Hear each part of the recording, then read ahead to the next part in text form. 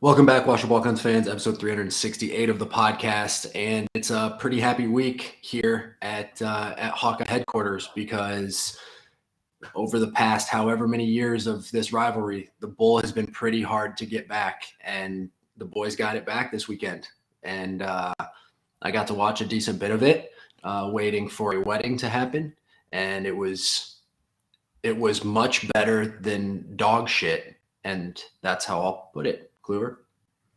How about that? Much better than dog shit. I think the boys will take that. It was still far from great, like far from great. Well, but It was better than dog shit. I mean, a solid. It wasn't good. It wasn't good, offensively necessarily, but the boys covered and the under hit, so.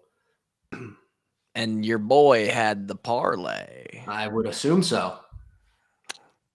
Under 35. Hawks to cover plus 1.5.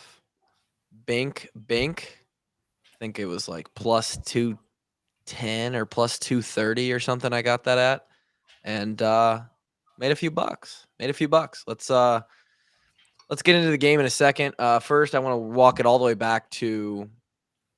First, I actually want to say, on behalf of I think a lot of Walk On Nation, Drake, we're happy you're here. Thanks, man. We're happy to have you here, and got to talk about you and about a lot of things with a lot of fans. I don't like that very much at all. On Friday night. I actually don't like that at all. You were the topic of conversation several times. And I'm not a fan of that. It was all good. It was all good things. I mean, not necessarily. I don't believe that. I mean, maybe there was some conversations at the tailgate that went down that weren't necessarily advantageous for me. That's 2 weeks in a row. That's 2 weeks in a row that I've just been getting drug at a tailgate. Well, we miss you.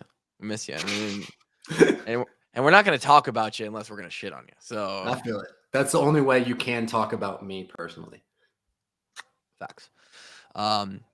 Kevin, it's good to have you on the podcast. Kevin Ward, good to see him back out there. I need to hear about the toolbox game. That's what I came here for. Yep. Electric Factory. It was lit. How many people were there? There was a couple hundred, I think. Whoa. Yeah, I would put it at definitely over 150 spectators, probably around 200. It was fun, man. It was fun. The Wisconsin parents of the managers were there. There was a lot of chirping going on. It was a lot of fun, man. So Kevin and I, we talked about the business dinner. We don't have to talk about what we talked about at the business dinner, but I'll just let you know that the steak was good. Okay. We also had a pork belly appetizer that was fire. Kevin and I, we hop in our cars, we drive over to the complex, grab a couple boxes of flags, set up at a table, people start trickling in. How good was the refueling station? We didn't go. I didn't go. I don't think Kevin. I was gonna try to sneak my way over there, and just didn't happen. The thing is I didn't need I didn't need it. If I ever find myself back in that building, I'm embezzling. The other thing too is Friday night, it's pretty picked clean. I'm not sure there would have been a whole lot of sandwiches or anything like that over there. You could have got some core powers, guaranteed. Probably, yeah, you could have got some cold breakfast sandwiches, probably. Yeah, I would have enjoyed one of those for sure. So we walk in. Moment of honesty here. Okay. This is going to be hilarious to y'all. All right. One night, I knew that I was the only one in the building, and I wanted something from inside of the refueling thing. I know where this is going. I cleared out the bottom shelf and I climbed through the refrigerator into the stock room, and I did my business, climbed back out, and put everything back and headed out. Put a finger down if you've done that before. Really? I mean, I knew you could, but So we needed it. What did you have so badly that you had to get? What was food? You just remember doing it? Food. I needed food. There's food in the fridge that you just emptied out. I needed other food. Well, that's what I need to know is what did you need? I don't specifically. I'm like Drake. I don't specifically remember. We need to describe this. Drake, There's a chance. I'm surprised your little chunky ass back then. The type of protein that I wanted was like out, so I might have just got more protein. Makes sense, Drake. But Kevin, fuck you, huh? What did he say? He said, "I'm surprised your little chunky ass back then fit through there." And now, did I? Your little portly ass. Did I carry around a fucking wagon circa 2015? Yeah, I sure did. Okay. It was all in the hump, right? I could have been taking Instagram pictures at an A1 level. Did I lose that when I lost all my weight? Yes. Did I still fit through that refrigerator? You're goddamn right. So a little explanation because people are like, what does this mean? Anybody who's been in the complex knows for like a little tour or whatever. You've been through that main hallway on the lower level. There is a, let's call it the kitchen. The kitchen is like two-sided, right? One side goes out into the weight room. The other side, there are refrigerators that you can stock like they're at a gas station from behind or like a grocery store. Mm-hmm. And they face outward into the hallway so that if the weight room is locked, there's still some stuff in the refrigerator for the guys. If you clear out, the shelves in there, which are just like little metal grates that are sitting on little knobs, and you clear out all of the usually drinks, Powerades that are on those, you can slide through and fit through that refrigerator and get into the storage room. And I don't know what I wanted. I don't know what Drake wanted, but I most definitely went through. I felt like I was walking through the wardrobe to Narnia, dude, when I did it. Oh my God. And then that's the thing too, is now imagine this, right? Imagine someone's in the hallway when you go out. they're down the hallway. And now you have to open the door a creak and look down the hallway to make sure no one's there and then bust through. God, there's got to be camera footage of that or something. I would love to go back and find that. That is what Drake and I are talking about. That is the refueling station. That is compliments of Shabazz Napier saying that he was hungry a bunch in college. Shout out to him. And that was a big part of our college career. Nonetheless, Kevin and I, we did not take advantage of that. But being able to see you guys, meaning the fans, the listeners, the walk-on army at the toolbox game, this wasn't a Big Ten meetup necessarily, right? This was a more low-key thing. But a lot of you guys that showed up are hardcore, first of all. A lot of you, the conversations and the running jokes from the Discord and the ability to see your guys' faces a second time from the time we saw you in Indianapolis or the time that I've seen you around Kinnick or whatever, and continue conversations, or it's not just this ain't just a podcast now. This is when Drake talks about the family in the Discord and in the DHT, this is a real ass family. It's crazy. Bunch of dirtbags signing stuff and taking pictures, and I mean, shout out to the two ladies with the Mount Rushmore t-shirt. I mean, we gotta talk about it. I will put this. I'm gonna put it up on our Washed Up Walk-Ons account. Haley and Kenzie, I fucking hate you guys, but I also love you. Shout out to them because they are in a rare segment of our fan base that is college-age girls. Now, you would think with Kevin on here, who was voted best body 10 years running for a long time on Earth. Most likely to steal your girl. Yeah, most likely to slide in.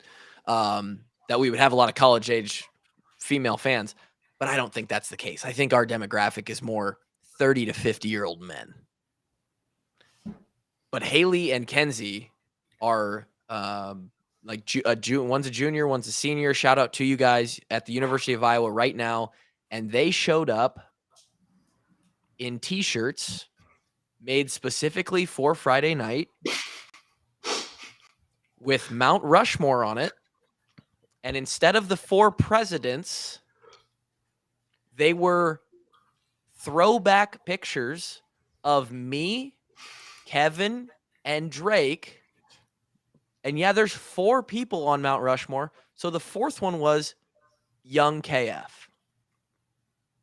Absolutely hilarious when I saw and it. I was flabbergasted. That's they had jackets on, and they had jackets and free merch. Yeah, the funny thing is they went back and found Kluver's high school photo. It was my freshman year photo, and they said they had a hard time finding a younger one of you. They were trying to. They were the vibe I got was they were intentionally trying to find more embarrassing pictures, something that was funnier. And honestly, Drake, I hate to say it, but you looked good in yours. Thanks, man. You know, we probably were all around the same. I guess KF would have been a little bit older in his picture than ours, but yeah, I bet KF could have pulled back in the day. Oh, what? You bet. KF and Niall were fist bumping. Agreed. I'm not even gonna go into it. I ain't gonna talk about it. But let your mind run wild. KF was a stud. Haley and Kenzie, that's a lot of dedication. That's the kind of shit that, like, Kevin and I stood there and I'm like, Kevin, because Kevin was talking to somebody else. Kevin, look at what they did.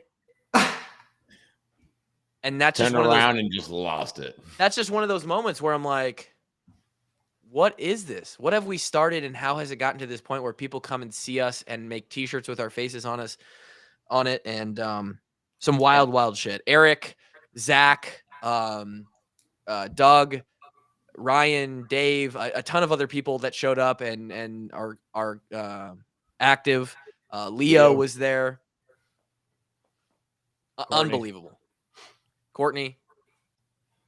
And that was just like, hey, the little meet and greet 45 minutes before. Then, and when I tell you that Wisconsin showed up and they looked like they were sponsored by Beats by Dre, and Kevin at one point thought that the guy was wearing shoulder pads, and it kind of did look like he was wearing shoulder pads, and they were running 22 managers deep. They were, yeah. I don't know what type of scholarship rules they're breaking over there, but they're definitely over their limit for managers, because they had a squad twice as large as the Iowa manager squad. They've been recruiting. And one of their linemen looked like recruiting ass players. Well, yeah, they need to find some new talent. But one of their linemen looked like he was going double time Friday night and Saturday afternoon. Really? This man was 320. Dude could have played one tech. This dude was big. Now, got a little tired, gassed out. And I'm telling you, Iowa guys, we're going both ways. Every dude going both ways. And we brought speed on the D-line. We got speed over there. Not only that, the boys' conditioning program is on point. I don't know who number 11 is. I don't know his name. Might have to get this guy on. Definitely need to get this guy on. Just watch Justin Jefferson make some absurd plays at the end of the Vikings-Bills game, which instant classic, by the way.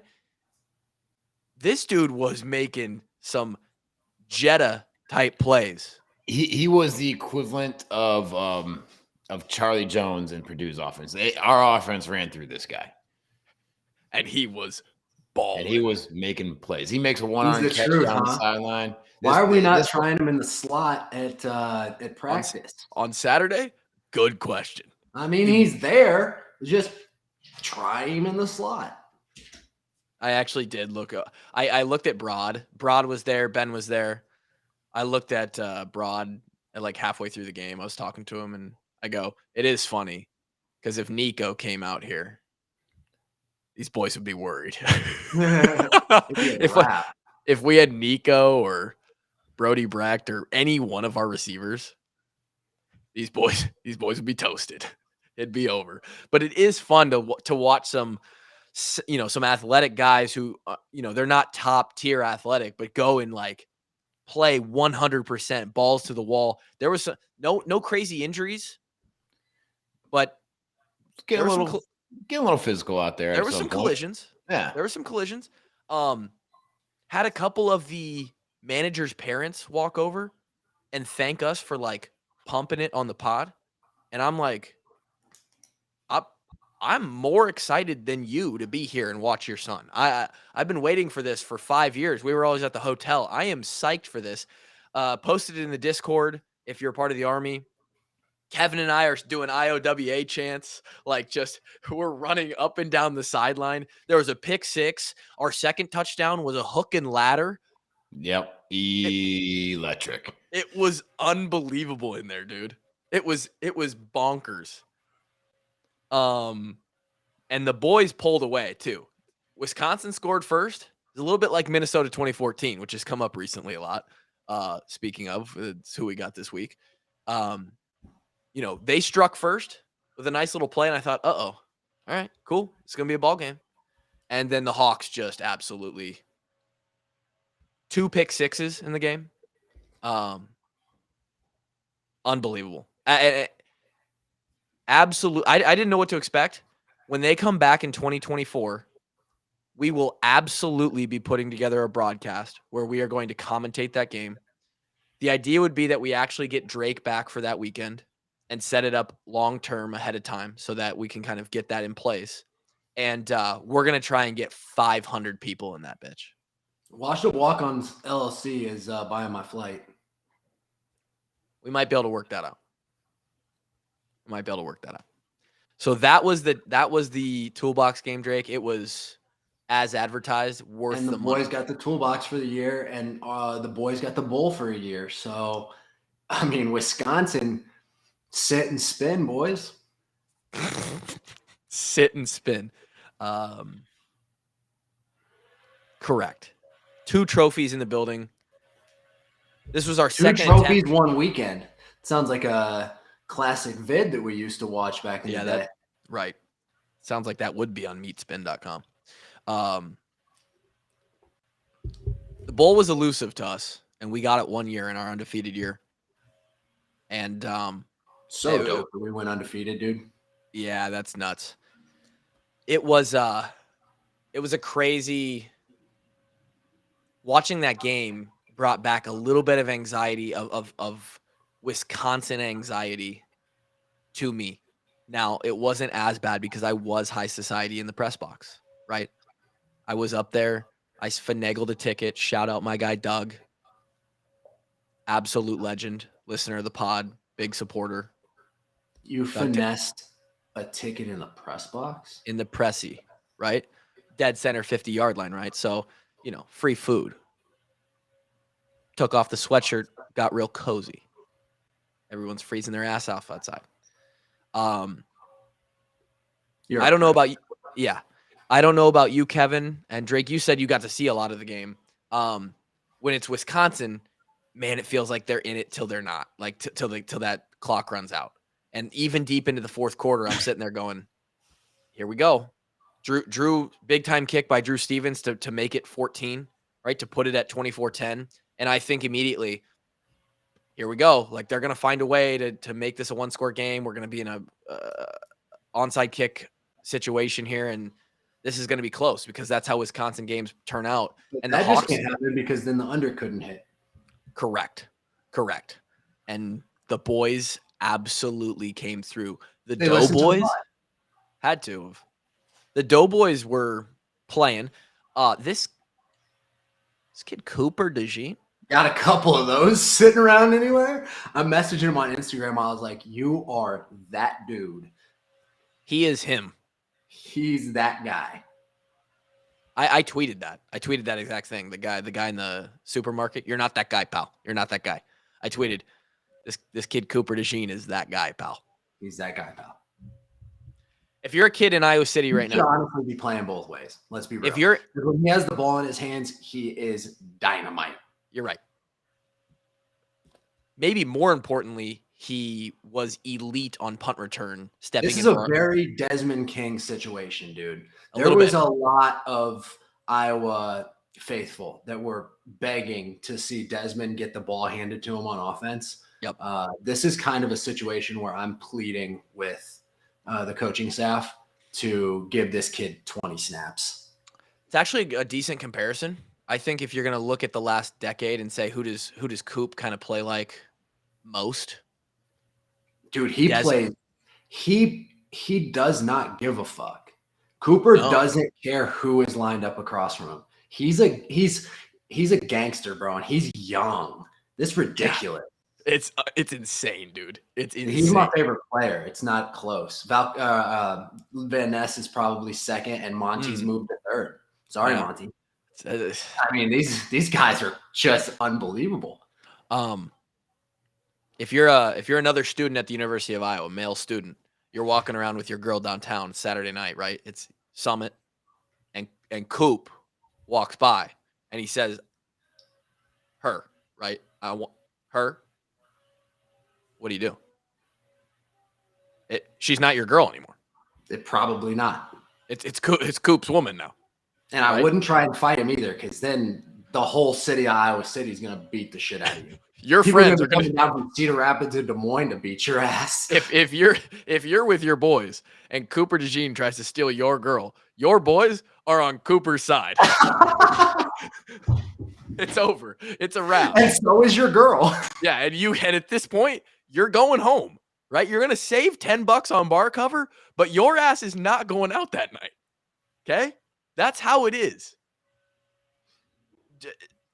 Besides the fact that Cooper the boy's beefed up a little bit. Like he ain't just he walks around with some weapons off his shoulders, right? He's a little meaty. But he can also run and guard people and just stick. Oh God. The kid won the game for us yesterday. And it felt good. Yeah. It just Kev, you've been sitting there writing a head and shoulders my favorite player. Easily. Every kid in Iowa or in the Iowa fan base across the country wants to be Cooper Dejean right now. So do I. And what's tough is you're probably not going to be him, right? Because there just ain't too many.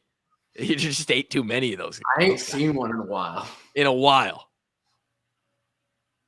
Kev, you've been sitting there writing a book the whole time. I'd love to hear your thoughts on the day. We haven't even talked about the Ward tailgate. Bo Bauer, Josh, your buddy, was there. It was a great time, even though it was freezing as cold. Did Josh get beat up?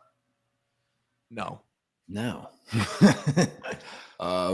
it's a great time as always, man. It was the last Ward tailgate of the year. The tailgate got packed up and sent back to Chicagoland this weekend. Didn't disappoint, man. Did not disappoint. It was a great time as always. We got to see Chris Bauer as well, which was Chris came to the tailgate.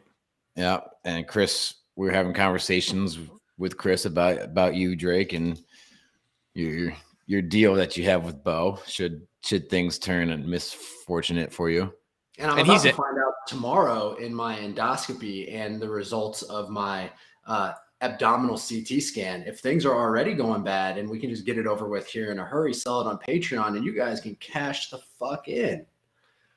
That is, I don't think that's under the guidelines of Patreon. Oh, I guarantee it is.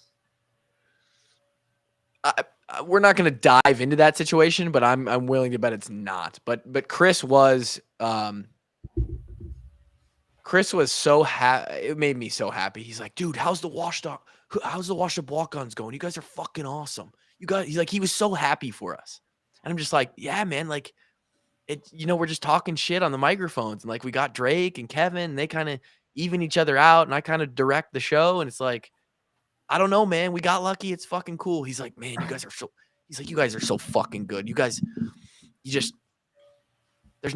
and he's just like such a fan of us. And I'm like, Chris Bauer. I'm a fan of Chris Bauer. You legend. Dude, and I'm also a big fan, but also feel bad about the videos that Bo sends, just tormenting poor Tammy Bauer. His mom. I mean, that woman does not deserve the abuse that he bestows upon her every single time he's home. At this point, though, because he's not home a lot, I bet she likes it. She likes it. But I mean, it's just a constant troll job.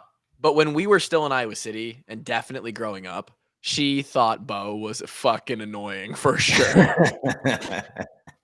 There's no doubt. Oh, that kid. Bo is still Bo. If for anybody out there that knows him, he will never change. He's an absolute legend. So it was a good all around time. But Kevin, your thoughts on the game side of things, on this Iowa-Wisconsin taking the bowl home, winning the Heartland Trophy. What do we think about the game? Turnovers, man. We talked about it. Turnovers. And I was a little worried because they got the first. Mertz stinks. He ain't good. That's my first thought. Yeah, so I think I talked about the preview pod. It always comes down to turnovers and a lot of the time who can run the ball better. Well, no one ran the ball at all, either side. So Correct. We had 3 turnovers to they had 3 turnovers to our 1. That was pretty much the difference in the game right there. Really 4 turnovers if you count the blocked punt. That was definitely got to count it. Yeah. That creates more momentum than anything because it's the least likely to happen. Every time you block a punt, you're like, holy shit, we just blocked a punt. Yeah, Deontay Craig is a dude, right? Dude. And tell me that didn't just give you flashbacks to 2009 AJ Claiborne, Penn State. Exactly what I said on the radio. He ran through the guy, and that's how he blocked it. Yeah, so Wisconsin runs like a pro style punt, and he's got the up back, and he just overpowers him, goes up and under, gets a big long arm right there, and the old double thud off the foot, thud off the hand, and all of a sudden we're in business. Beautiful. It's absolutely beautiful. It was I love watching LeVar celebrate. I mean, he just the passion. And it happens so frequently. I mean, we're always making plays. And boy is he fun. And boy is he earning some money every time one of those happens. I mean, damn. Yeah, I mean, special teams can play today for sure. The big punt return by Cooper too. Obviously, you guys talked about it already, but perfect wall setup. He just got to run wild. The return team was doing well. They were killing it. Tough day to punt for Torrey. Had a few good ones though. Still averaged 43. Yeah. On a cold day. People don't understand. You do not understand. Like when it's colder, the ball gets harder and it's hard as a rock. It doesn't compress, right? And when you kick a ball, that's what makes it go. Is the compression against your foot and then the rebound, and obviously the force, behind the hip drive. The golf ball, baseball. Yeah, same thing. So, dude, perfect analogy. More people have played baseball than have punted a football, right? You ever played on a cold March day? It's just windy as fuck. And that bat hits the ball. Hits the bat, your hands just sing. It rattles through you like the worst thing, and you feel it down your elbows into your core. Okay, it doesn't feel like that when you kick a football that's cold, but same concept. But the efficiency of that ball going far is it's on the same level. So the fact that Torrey is going end over end and a little bit of a quick too, because Wisconsin tried to come after a couple of them. He was doing well, and his best punt of the day got fucking called back, which hurts.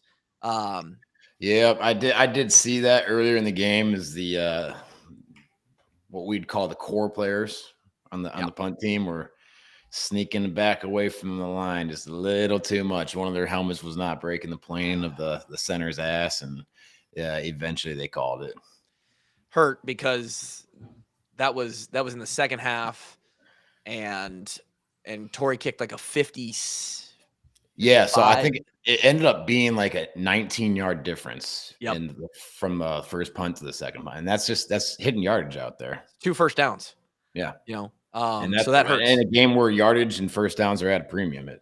In a game where they gained 176 passing yards and 51 rushing. So that comes out to... That would have been damn near 10% of their production. Right. Exactly. And so the importance of something like that I was like, God damn it. Like I was worried because you guys know when you have to repeat a special teams play, bad things happen. Yeah, because it's tiring as shit running. Because now all of a sudden everybody is tired. Yeah. You remember that Rose Bowl punt that we had to redo 4 times? The punt return in the Rose Bowl that we had to do over 4 times? Yeah, okay, return, yes. Oh, the return, yeah. I was about to say, if I ever ran down 4 punts in a row, I think you'd have to call me an EMT. I would not be able to snap the ball on the 4th punt. There'd be no way. So again, similar to what we talked about on the preview show, it was cold, it got dark, and these are 2 teams that are built around defense and don't have great offenses. And that's exactly what you saw. The 2 teams combined went for 400 yards of offense. I mean, not good. Yeah, and then so one of my more confident picks in my life, I believe I said, the under. You did. Yep. Would have never been in threat if not for 3 plays. Yep. Cooper's pick 6, punt block, and the blown coverage. Especially the blown 21 points basically off of 3 plays right there. Without those 3 plays, this is a 13-3 ball game. Yeah, it's 7, 13, 6, something like that. And we talked about it being that kind of game. This was a game where you have 2 suffocating defenses, and I don't think Wisconsin has. I think they're ranked like top 25. They're good defense. They're not. They're good. Yeah. They are not. Wisconsin has had better defenses in the last decade, no doubt. For sure. But with Iowa's offense, chalk it up to they can pretty much suffocate them. Where we really struggled was, and this has been the theme this year is our O-line got absolutely. There's not even a nice word for it. I don't believe. So historically, we've been bad against 3-4 defenses, and this offensive line has been historically bad. So there you go. 1 + 1 = 2, and now we got some guy named, I think his name's Nick Herbig. He ate better than Kevin and I did on Friday. Ate pretty well too. And we ate a damn good meal, right? And Drake paid for it, Paid for a third of it. So trash. He's so pissed. He's so pissed. This kid had 3 sacks in the first half, and Spencer was. I felt bad. I felt a little bad for Spencer. Like we talked about, Wisconsin, Iowa State. I don't know that they don't run the exact same defensive front, but they still run 3D linemen, right? So this is and some of you out there may think, oh, they're dropping a D lineman. Like they only have 3. This should be easier, right? 5-on-3. It's not how it works because it's a little more confusing for the offensive line because while you only have 3 down, they always have like 4 or 5 coming. And and a lot of times who's got the gaps, who's dropping coverage, it can be more confusing for an offense. And a lot of times on the outside linebackers are stepped up at like a 45 on the end. And so it looks like 5 on the D line, but 2 are stood up. It just gets real intimidating, and they're in different spots than when you're playing against a 4-man front. And you're only preparing for this 1 game a year. So they don't have a lot of reps going against this, especially our offensive line, which we have talked about, is a young line. And boy, did it show. I mean, we start the game off with negative play. And it wasn't looking good. And it quite honestly didn't get a whole lot better. Now, what was a little bit encouraging was late in the game when we needed it in the 4th quarter with 8-10 minutes left, we were able to put together a drive and running the ball well late in the game. Burning clock, right? And I don't know if that was them being tired or we just hopefully it's them starting to figure it out a little bit. Like, okay, we've got 45 minutes against these guys. I'll tell you what, think about it this way, dude. Like in practice, you don't get 40 reps where like they went through for like 40, 50 game speed reps against this defense. And now they're like, oh, maybe we figured this out. You're right. Be a first, but maybe. Caleb Johnson, he ran well. He continues to impress, although the numbers didn't really say it. Gavin got more touches than he has in a couple weeks. LaShawn played a factor as well. Spencer, minus 41 yards rushing. I'm not sure how many sacks he took, but I think it was 6 or 7 sacks on the day. It wasn't good. Yeah. It wasn't good. And, maybe one of them were his fault and the other. I was going to ask, was there any his fault? No. I mean, would have obviously liked for him to hold on to the ball on one. That one, the guy just ball snapped and the guy's in his face. No, I mean.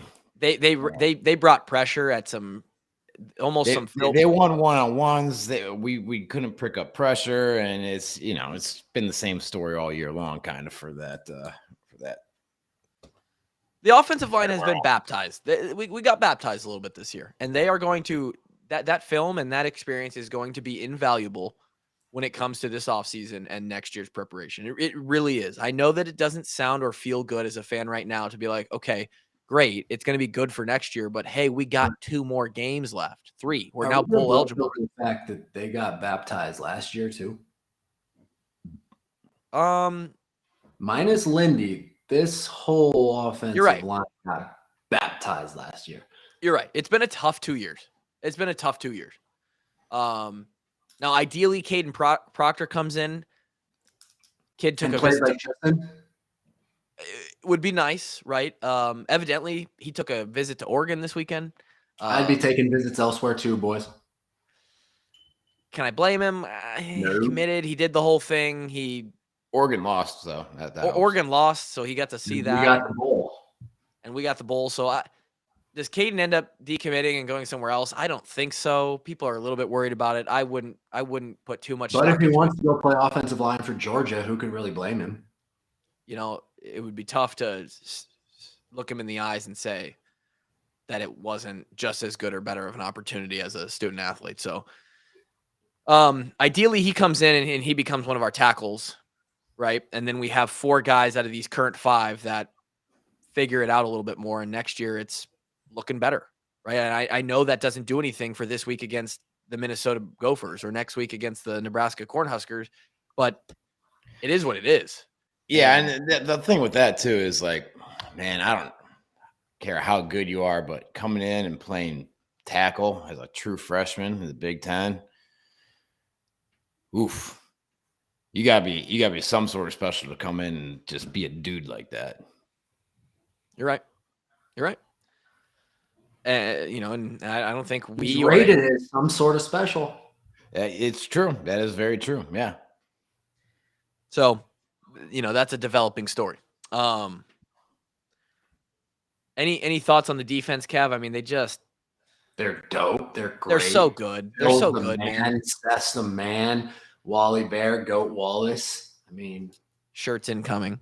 Yeah, man. This is just a really good example of how exactly we want to play. Stop the run. Pretty much dominated the line of scrimmage. Not like so much physically, but like just very sound our fundamentals. Everyone's in the right gap, pushing things to the outside. Braylon Allen's not able to get anything going all day long. Coverage was pretty outstanding outside of one blown coverage, Riley Moss. What happened there? He saw the flat route and he broke off on it for a step and then realized, oh shit. Yeah, so it was a cover 3 fire zone that they were bringing. Riley's got the deep third. I think he got a little bit greedy and he thought that the quarterback was going to throw the dig over the middle. And he wanted to jump that.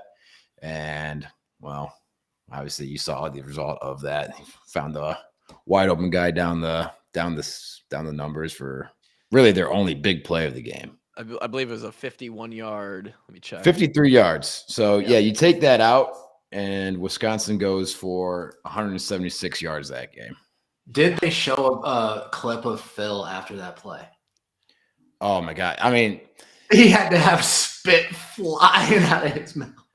I'm sure he was absolutely livid, and I was pretty pissed off too because that play just like really kind of put him back in the game. It was 14-3 at that point. Yeah. And Wisconsin couldn't do anything on offense. Gimbal sent me a Snapchat. His wife is from Wisconsin, so they're a split household, Iowa, Wisconsin fans. And so there's always, chirping during this week. And this one's big for Gimbal too. Gimbal always loved beating Wisconsin, just as a fan of the Hawks. And Coop gets that pick six, which, by the way, Graham Mertz, you fucking suck. That throw was awful. Late over the middle or a late out route are just two bad things to do. Coop was in the end zone before Graham even decided to throw that ball. I mean, that was the easiest pick six Coop could have ever had. Also love Kayvon Merriweather's fucking celebration, a little bit of like almost a taunt level. So everybody runs to the end zone. I wonder if anybody else saw this. Everybody else runs to the end zone to go celebrate with Coop. Kayvon is obviously in the backfield. He's kind of towards Wisconsin's side, and he goes over there, and he just stands there with his arms crossed and looks at Wisconsin sidelines and goes, Coop's in the end zone. They're celebrating. Kayvon is looking at Wisconsin's bench just like you dummies. The shit talker in me loves that. Unbelievable. I loved it. I was like, oh yeah, Kayvon, get him. But it felt so suffocating. We get that. We're 14-3 against Wisconsin. We get this thing to the half, boys. We know how that Iowa defense plays in the second half. This one's over. We're about to choke them out. We're going Drake, BJJ. I got to be careful with that. Not BJ, BJJ on Wisconsin Badgers in the second half. The Bulls coming home. And then, God, they hit that 50-yard bomb, and you're just like, fuck, man, it just washes it out. And I was like you, Kev. I'm like, God damn it. Like, it was on 3rd and 18 too, unfortunately. I know. Oh, no. We had him. We had the anaconda grip around him. Yeah. So, fortunately, Riley makes up for it a little bit. And I believe it's that opening drive of the second half.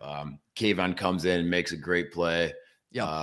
Tips the ball up, and then Riley just makes a great play on the ball. Is able to come up with a pick, and we get good field position to start off. Incredible. So that was a pretty sick play by both of those guys. Outside of that one bomb, though, Kev, you're right. This defense was absolutely lights out. Yeah. Outside that one play, honestly, you look up and down the score sheet. I'm pretty sure they're going to hit every one of their goals as far as yards per attempt, passing, rush yards per attempt. It was at 1.6, which is phenomenal. Wow. Three turnovers. Held them to 6 of 17 on 3rd down, 6 of 18 if you count the 1 4th down they didn't get. It's just a great, fundamental, perfect Phil Parker defense performance. To highlight the dichotomy in our offense and defense production-wise, there is a nuts stat out there. We are currently number 1 in the country in defensive yards allowed per play. It's about 3.84, I believe, right now. Historically, in the last decade, I saw John Miller tweet about this today. The best in the last decade was like 2011 Alabama, and they had something nuts at like that was an insane defensive team. 3.27 yards allowed per play. Everybody else that's been like top 5 or the top 5, the other top 4 out of top 5 teams have been like 0.379. And then like, we're right there ready to like be a top 3 defense of the last decade if we finish with that. we averaged on offense less than 2.4 yards, 2.2 yards per play. Just abysmal, right? That's this season, or that's this game? That was this game. Yeah, okay. Teams that have won a game while averaging less than 2.2 or 2.4 yards per play this year, Iowa 2-2 when averaging that amount of yardage. The rest of the country 0 for 22. We're the only team that's done it, and we've done it twice. Can't beat us at our own game. We average offensively an amount of yardage that even if we went for it on fourth down, we still wouldn't have gotten 10 yards. And we won for a second time doing so. That is how unbelievable our defense and special teams are playing. It is insanity. It's absolute insanity. And guess what? Minnesota, well, I shouldn't say that. Minnesota's defense is pretty good. Nebraska's is not. So, as far as looking ahead, that's kind of where we're moving. Unbelievable. It felt so good to get this win. I don't know about you guys, but it just feels so good to beat Wisconsin. Fuck those guys. Any way you can get them. Absolutely. And we've got the bowl 2 out of the last 3 years. We took it in 2020. Is that a real year? Are people even going to fucking count it? I don't know. We took it. Last year they took it back, and now we're trading back and forth with the bowl. We lost that Iowa State trophy earlier this year, which hurt. Feels bad. Now we're 1 for 1, and we've got 2 more opportunities lined up to finish. And guess what, boys? The Big Ten West, it's all tied up. And it's actually insane right now. Indy is in sight. Do we deserve it? Probably not. Does any other team deserve it? Most likely no. But one of us has to go there. So, yeah, it's insane. Obviously, there's a 4-way kind of tie right now. If the season were to end today, Illinois would go. Yep. But yeah, you got Iowa, Minnesota, Purdue, Illinois, all at 4-3 in the Big Ten. Illinois has got a rough matchup this week at Michigan, I believe, or maybe they're home versus Michigan. Nope, at the Big House. At the Big House after dropping the last 2 weeks. And that's hard by itself, but Michigan's also on a tear to try and make the college football playoff right now. So they're not going to be letting one down, right? No, you're going to get Michigan's best game, and they're playing just really good football. That's a good football team this year. They are a good football team. When they fucking sunned us earlier in the year, and our D-line got a little bit baptized, their offensive line was just doing whatever they wanted.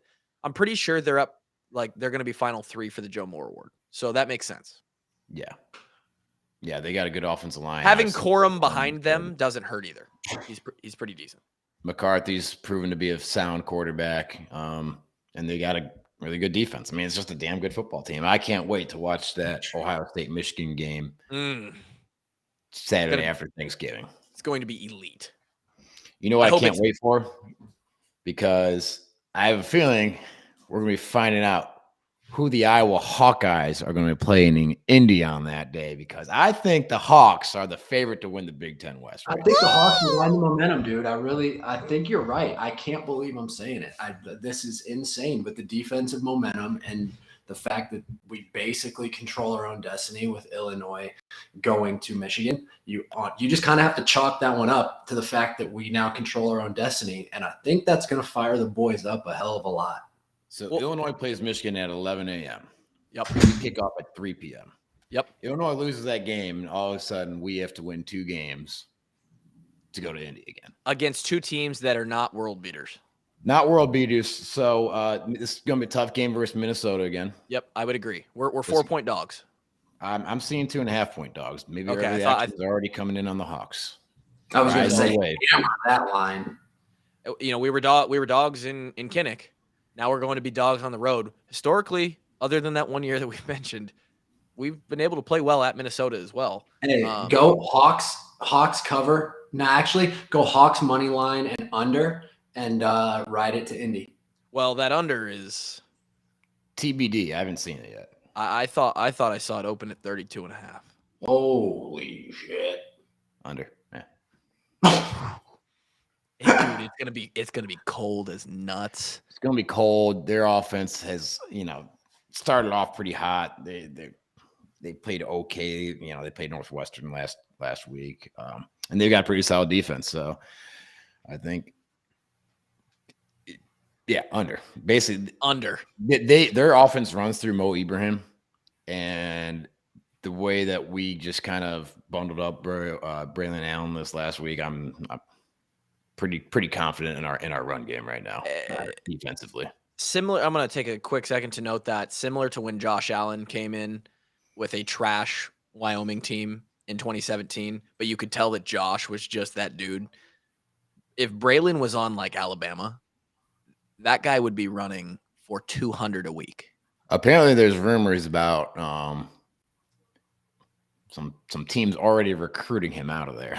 What? You don't say. Kevin, that's illegal. They can't do that. That's yeah. No one would ever. Kevin's saying, man. Kevin, it's people follow the rules. NIL is tied up. There's no shady stuff going on. I won't even entertain the thought. I will though, because if Braylon leaves, then we don't have to fucking deal with him anymore. So anyway, Kevin got me a little bit fully tented there when he started talking about watching that game and figuring out who the Hawks might be playing in Indianapolis, because a little repeat to Indy. I don't even care. I don't care what happened last year. Don't care what could happen this year. The fact that we would just be going to Indy after everybody, including Drake and even us, kind of shit on him. We're the noise, right? We had him fucking dead. And they listen, man, I still think the offense stinks, and I still think Phil's the GOAT. I haven't changed tune at all. Right. I know. I agree though. These boys are going to be. The boys have the momentum. Which I never thought we would somehow find late in the season. But we could very well see another game this week and we'll get into it on Thursday, where Coop and the Doughboys are very, very important and could turn the tides, and LeVar and the special teams. So, Kev, I do want to mention that this is a 1-2 podcast. Yeah, you damn right it is. Both of us go 1-2. You hit the under. I don't know what Vegas knows. We asked the question, but they know it because LSU, I got them at 3.5, unfortunately, and they win by 3 against Arkansas. Don't understand it. I also took Oklahoma, said that West Virginia burnt me once. Well, now they've burnt me twice, and Oklahoma is fucking dead to me. Fuck those guys. And you lost. You had Illinois, and I had Illinois. I just did not see this happening to Illinois down the stretch. I thought there was a chance. 2 weeks ago, they were like a lock to go to Indianapolis, right? Yep. And now they are in trouble. Now they still control their own destiny. They win the next 2 games they're in, but they've got a tough one up this week. Thank you, Charlie Jones. They drop a must-win game versus Purdue, and then I had Charlie helped the Hawks again, boys. Yeah, he sure did. Thank you, Charlie Jones. Had the over in the Bama Ole Miss game at 64.5. It was 24-24 going in the fourth quarter, perfectly on pace, and then just nothing after that. It's 2 field goals out of Bama and doesn't get the job done. And we suck. And we're 1-2. And it's good that the Hawks have come around and had a little three-peat, because guess what, Kev? The Iowa Western Reavers, they dropped one this week. They dropped one this weekend. No. They lost, dude. Podcast. This was a Reavers podcast for a while, and they dropped one 29-28 late in the fourth quarter, I believe, and got upset the other day. It's not what we need. Didn't your boy Jake play for Iowa Western? I've got several friends. Jake, Lloyd, Max. Iowa Western is just Muscatine West. It kind of was there for a while. Yeah. Yeah. Then you add Cedar Falls in there, and I mean that took those two teams took every one of Muscatine's good players for like a decade. Yeah. Except for you. Well, I wasn't that good. I was just hard-headed. Yeah, you're right. You're right. Shout out to Muscatine, but not a shout out to Muscatine for moving the original Maidrite location. I was able to eat at Taylor's Maidrite today, which is OG as it comes. And Drake saw it on my Instagram story, got a little bit jealous because the OG first location was in Muscatine, but evidently it's been bought. So Marshalltown wins. And let me tell you, dude, it hits every time. L for Muscatine. just another L. As if that fucking city hasn't got handed enough of them. Hey, man. It's just a rough and tough city over there. Dude, the only thing that Muscatine hasn't gotten hit with is some miracle hurricane, bro. Otherwise, that's the only L Muscatine hasn't taken. And they're damn near immune to a hurricane. Yeah. So, all right, cool. Any final thoughts here as we wrap this one up? It's Culver Sunday, so I got to go get dinner. What happened to our top fives? I thought we were top five on Sunday. We usually do them on the Thursday podcast, and we'll do one on Thursday. And then next week, we'll have top 5 Thanksgiving. Okay. Oh, fuck yeah. Top 5 Thanksgiving foods. Yeah. So we got to, send in, there's a lot of suggestions, some of them not so appropriate in the Discord top 5 channel. Maybe we'll choose one of those, but pick one for us to do this week, and then we'll do Thanksgiving next week. My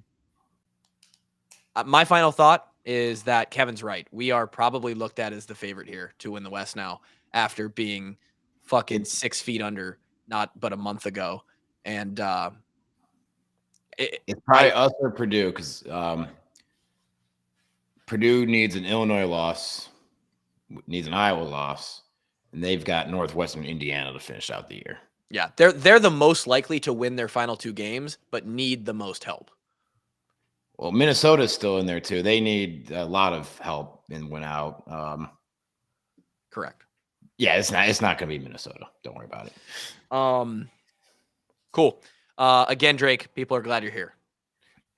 John Miller actually sent me a text and said, dude, when you guys are all together and Drake is back on and you guys are on, he said he was mowing the lawn, laughing his ass off. And I was like, I didn't even know we were that funny the last couple episodes, but must be good. So, again, thank you to all who came out to we got our A game. We're playing hardball. We got a good A ball. We come, we're decent. And we want to thank again everybody who came out to the toolbox game. I know for a fact the managers are pumped that they got some more eyes on that game. Kevin and I had an absolute blast. That was real juice, not fake Gervais juice that we were showing the other night. Oh, and that's how I got to finish this podcast, bro. Nick Easley on Snap was talking shit back and forth with Gervais and Ben, who are currently playing right now in the main slot here. And Gervais said something about Ben. Ben replied to the picture and said, "Tell Ellen to get out of here. I'm flattening him or whatever." And I put them all 3 in a group chat, and I said, "Give me 500 on Ben flatlining Gervais." And and Gervais said that. Fuck you, and I'm gonna knock his head off, whatever. Nick was like, the bet is marked, and then I responded, Ben, lunch is on me on Tuesday. Thanks, bro.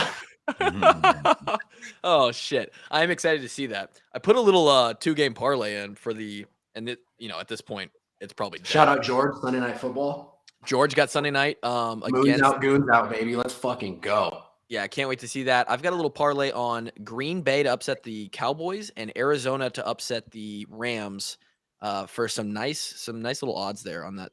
So they're both 3 point. The Cowboys right now. Yeah, what do we got there before we turn this thing off? You are looking at Packers have sucked this year. So teams up at halftime. Really? Even ball game going, and you had the Cardinals to upset the Rams? Yes. Well, you're looking at 17-13 cards at halftime. Come on now. We're live, boys.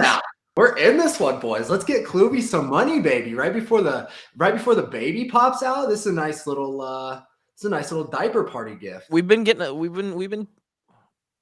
little more betting now. I swear to God, the Pickett app and DRF, I'm literally into it. And again, small margins. The last funny thing I got is that I was actually trying to put in a couple sports bets this weekend.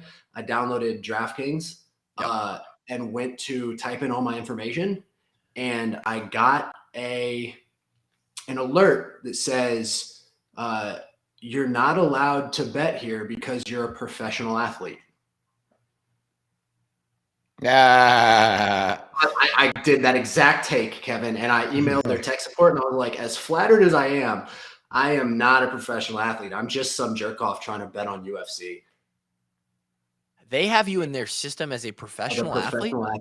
Yep. And I have no idea how or why or what happened, because that is not me. I am not him. You are not Coop. We'll leave it there.